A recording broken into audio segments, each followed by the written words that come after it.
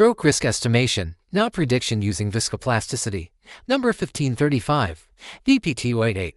February 14, 2026. Gerald C. EclaireMD Foundation. Category Stroke.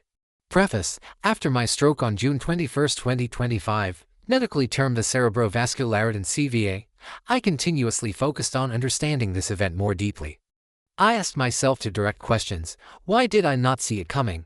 How could I have reduced its likelihood? I am not a fortune teller who predicts exact dates or specific events. However, as a scientist, I should be able to estimate structural vulnerability, probability trends, and relative risk levels, even if I cannot determine the precise timing of brain vessel rupture or blockage. This article represents a step in that direction.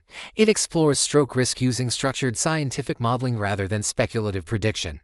Introduction. It is well known that poor lifestyle habits, including an unhealthy diet, lack of exercise, insufficient sleep, and chronic stress, increase the risk of metabolic disorders such as obesity, diabetes, hypertension, and dyslipidemia. If these metabolic conditions are not well controlled, the risk of major mortality diseases rises, including heart attacks, kidney failure, stroke, dementia, and even cancer. In real life, a patient must monitor many biomarkers, including weight, FPG, PPG, HbA1c, SBP, DBPHR, LDL, HDL, and triglycerides. Beyond these standard biomarkers, some extended biomarkers provide deeper structural insight, such as pulse pressure PP equals SBP, DBP reflects arterial stiffness. Mean arterial pressure MAP equals DBP plus PP3 represents the average pressure driving organ blood flow. PP and MAP are particularly relevant for stroke because they indicate vessel stiffness and continuous pressure from circulating blood that supplies glucose, oxygen, and nutrients to brain cells. Based on these measurable and calculated variables, I developed two extended equations to examine stroke risk in prior years and at present, and to guide future prevention. Total CVA risk equals base CVA vulnerability index x trigger sensitivity index TSI trigger sensitivity index TSI equals PP45 x SBP 120. Base CV vulnerability index equals FPG 90 *0.3 plus PP45 *0.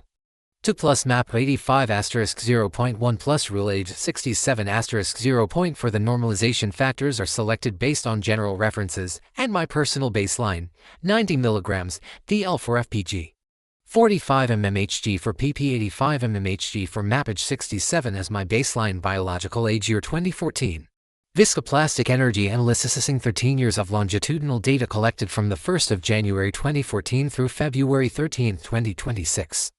I constructed a quantitative CVA risk trajectory based on the viscoplastic energy framework VMT model. Closing parenthesis. The purpose of this study is clear: risk estimation, not event prediction. I established a double-layer VMT analytical model. Total CVA risk is used as the common output strain for both layers. Layer 1 input stressors, FPG, PP, MAP. Layer 2 input stressors, base CVA risk, TSI, real age. Both models cover the same 13-year period.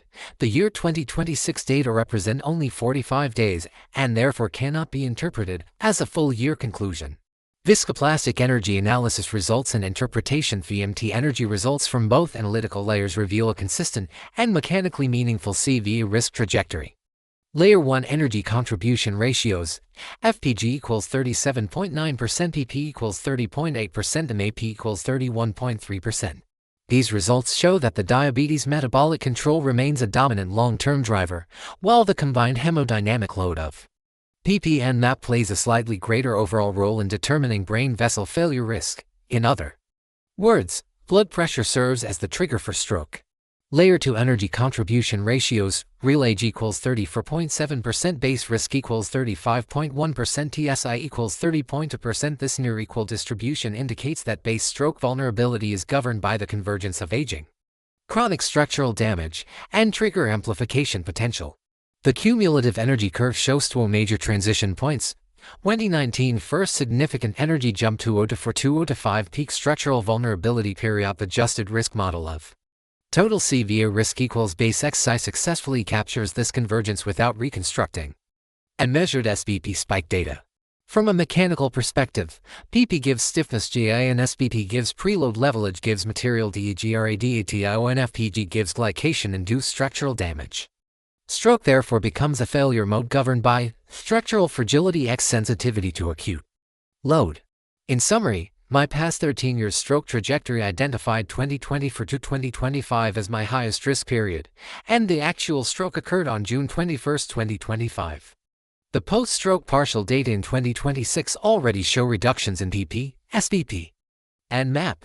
These changes lower the TSI and slow cumulative energy growth despite increasing age. This reflects the effectiveness of aggressive blood pressure control in reducing forward stroke risk.